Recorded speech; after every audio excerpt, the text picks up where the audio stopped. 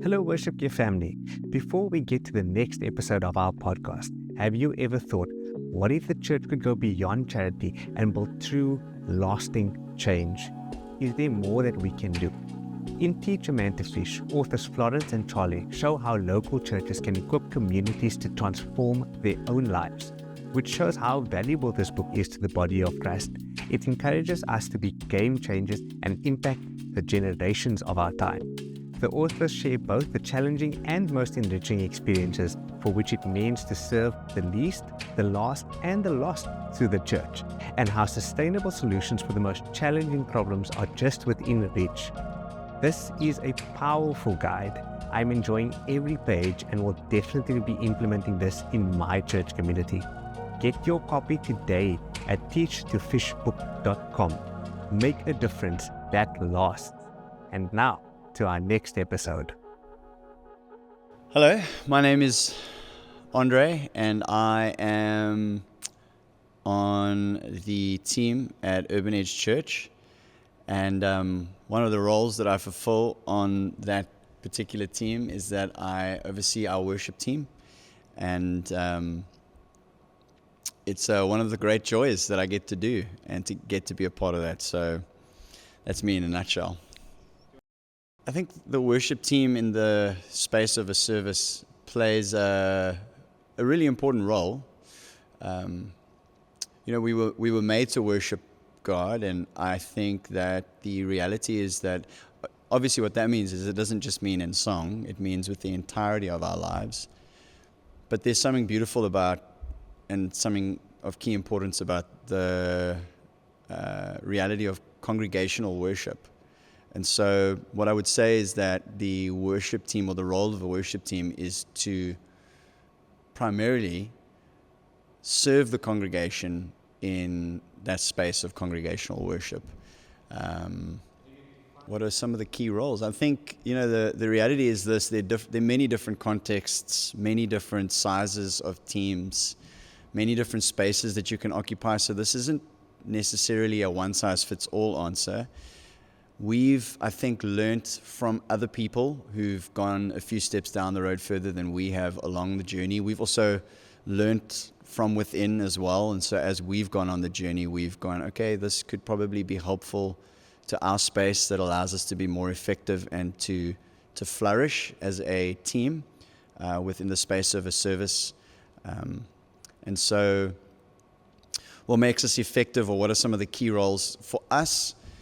I would say that the role of just leadership in general. So there's definitely a need for leadership in the worship team space. Somebody who can carry the burden of leadership, whether it is for the collective team and the way that team works and functions and so on, or more specifically in the space on a Sunday. Leadership is really important. I would frame it like this. I would say that there's got to be somebody who's going to get the team across the finish line on any given day, on any given Sunday. And so that is a key role. Now that leadership can be a person who functions in many different spaces. You could have a really strong leader who's going to get the team across the finish line, and maybe they're sitting behind the drum kit, right?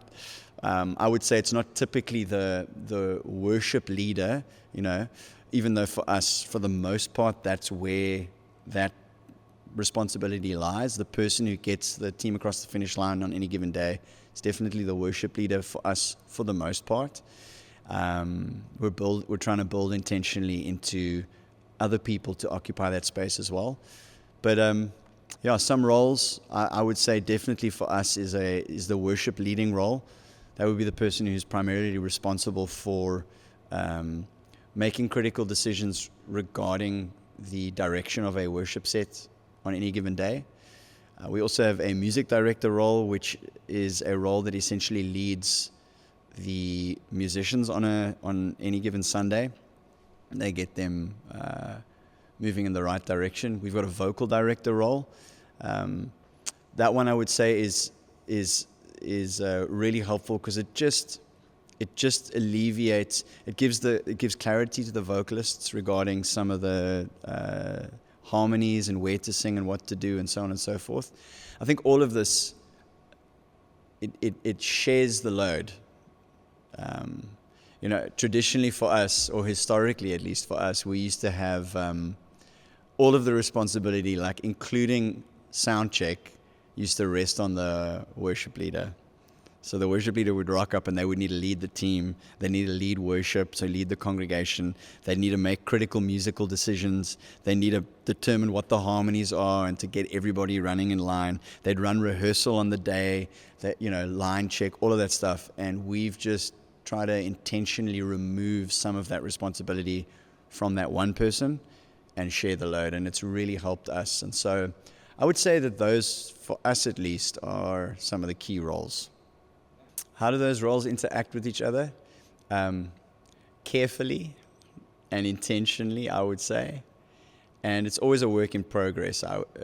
That's important to kind of frame it with that. This thing isn't perfect. But we want to work to ensure that we're functioning and flourishing well, and we're achieving our purpose and fulfilling our role of service to the congregation on any given day. So how do they work together? I think clarity is important. Clarity of what those roles are, that's really important. So what do I do as a music director? Knowing that's really important. And I think my role as the person who oversees the team and is responsible for the collective team, I need to give clarity about what that role entails and what it means to fulfill that role. But then as a music director, you've got to apply yourself to understanding the role and what it means. So clarity on the role and the responsibility, but then also clarity, I would say, in communication. And that's a big deal for us. I think clarity of communication is massive. We try and make sure that in the run-up to a Sunday, we give as much clarity. We don't want to overburden people, but we also just give, if there's like subtle nuances or arrangement changes or things that we're wanting to achieve within the set,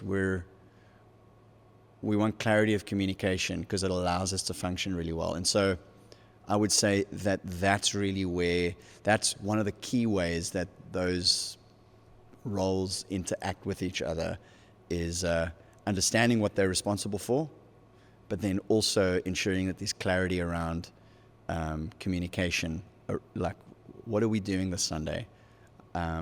Then the vocal director, understanding their role, knows what they need to communicate to the vocalists on, and it just works out like that. So that's I would say, like in the run-up to a Sunday. On a Sunday, our point person who's responsible for the direction of a worship set is the worship leader.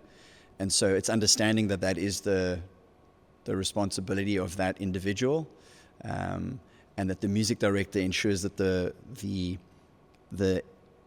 instrumentalists or the musos are following suit. They're following where the worship leader wants to go, and the same with the vocal director and all of the vocalists. And so, communication is massive for us, but just understanding what the roles and responsibilities are. I think one of the things that can happen within a team dynamic is that everybody feels, one of the things that you don't want to avoid, you always want to invite creativity and you want to invite contribution, but when there's not clarity, when there's a lack of clarity around responsibilities and roles, you find sometimes that there's too many cooks in the kitchen. And so one of the most frustrating places, not for me, but I think for the collective team often, is when you pause around us, let's scenario this thing, like you're in a rehearsal and there's a section of a song that you're working on, and it just feels like you've got too many cooks in the kitchen, right? That can be very frustrating for a team because you're wanting to make progress, and if you've got like 5 or 7 people that are contributing in that immediate, like in that moment to what's happening, it can actually frustrate people more than anything else, rather than helping us to function and flourish.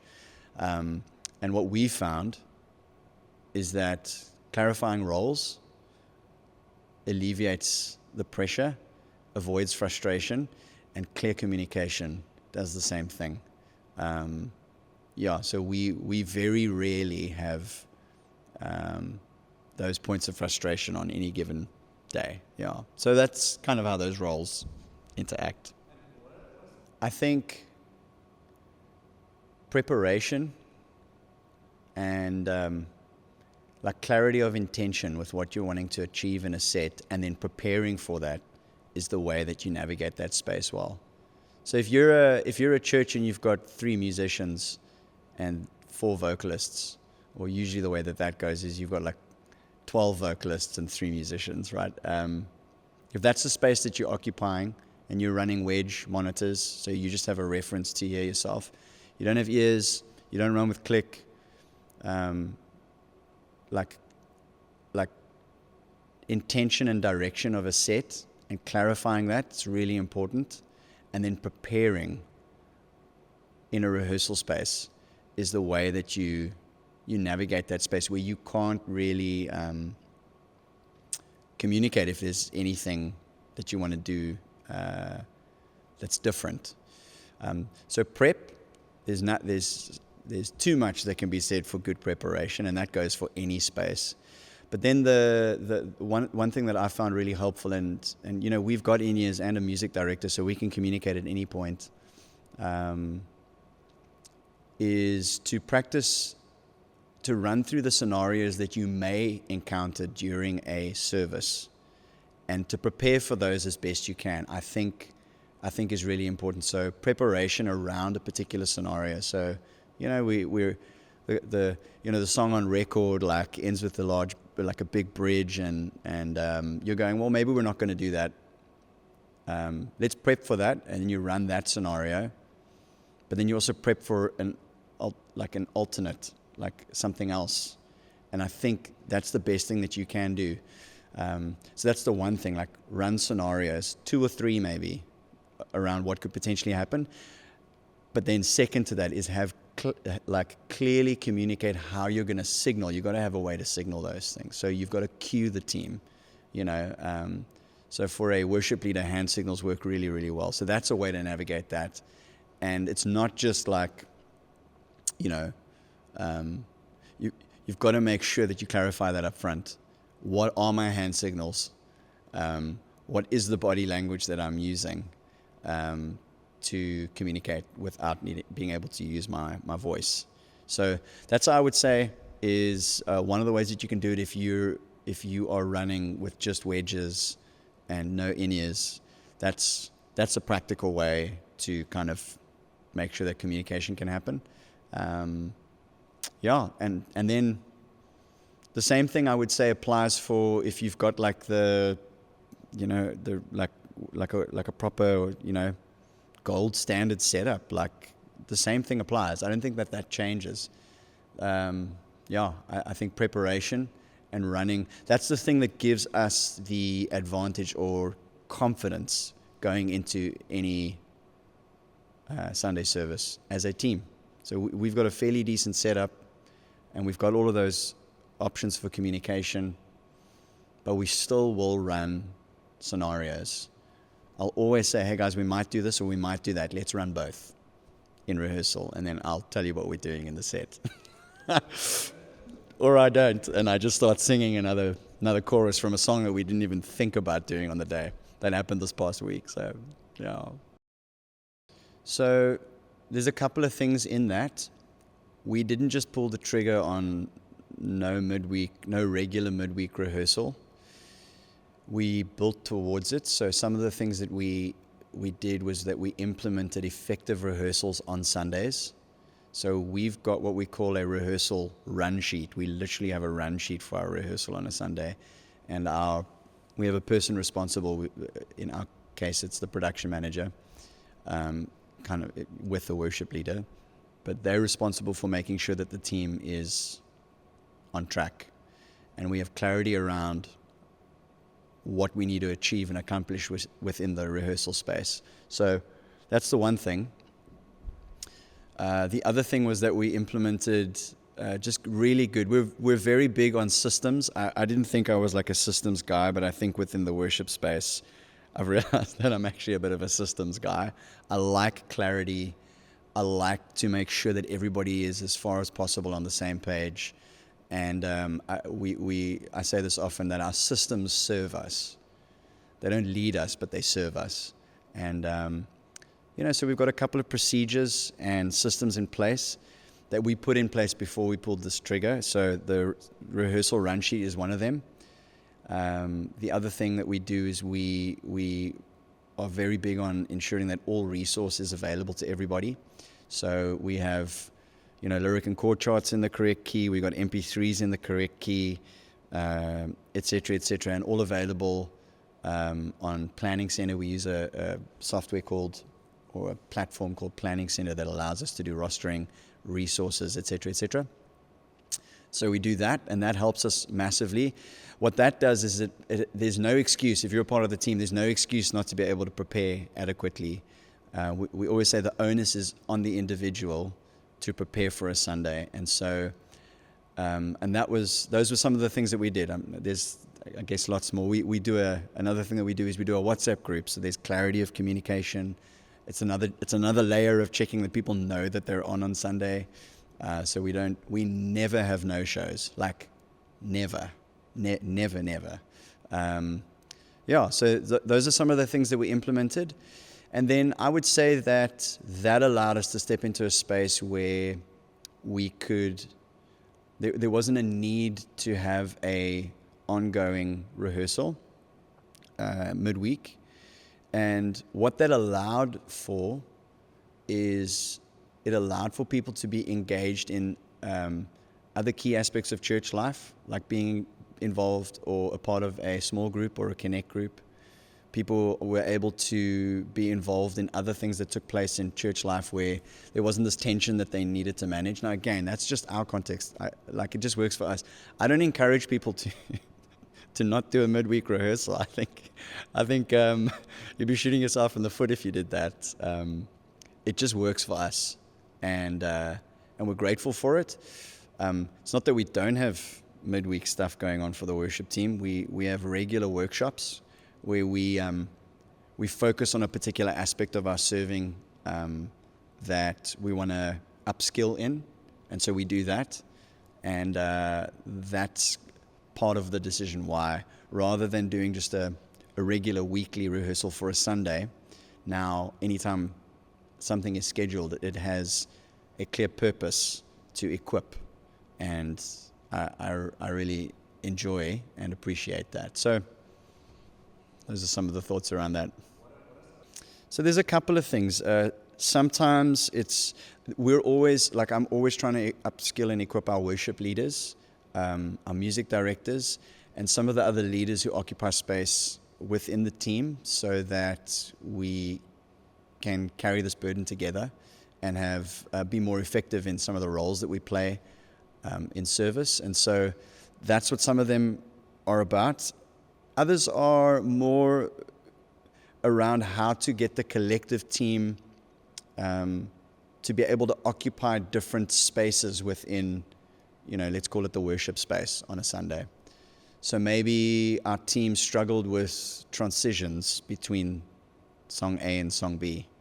And that's what we would have equipped around. We would have equipped around how to occupy that transition space well and be effective in it, so you don't lose momentum. That's one of the things. Sometimes we paint a bit of a scenario, a bit of a picture of what we want to achieve in a worship space. We've done this more recently, where we have gone, okay, we want to create a bit of breathing room, or we want to create let's call it a moment where there's a lift, or a moment of praise or exaltation. And I just want to help the team to be able to know what it feels like to occupy that space. And so we'll enter into one of those workshops. I'll frame it, and then we'll just run that scenario over and over again until we get there, and I can say, did you guys feel what that felt like? Now let's talk about how we got there, and what was some of the thinking, and what were some of the things that we were doing to get there. And then it clicks for people. And so those are some of the things that we try and achieve, and I love that space. It's one of my favorite spaces to occupy with a team. I think simply we're just ultimately the role of the worship team is a role of service. It's a role of serving the church, serving the collective congregation in a way that helps them to lift up their eyes, fix their attention on God, and to behold Him, to worship Him. And all of this, preparation, clarity, communication, systems, procedures, workshops, effective rehearsals, all of that stuff, it just serves that goal, I would say. And it's a wonderful thing to be able to be alongside some of the people that you love, serving God and serving the congregation. And so it just makes us more effective and helps us to flourish in that space of service.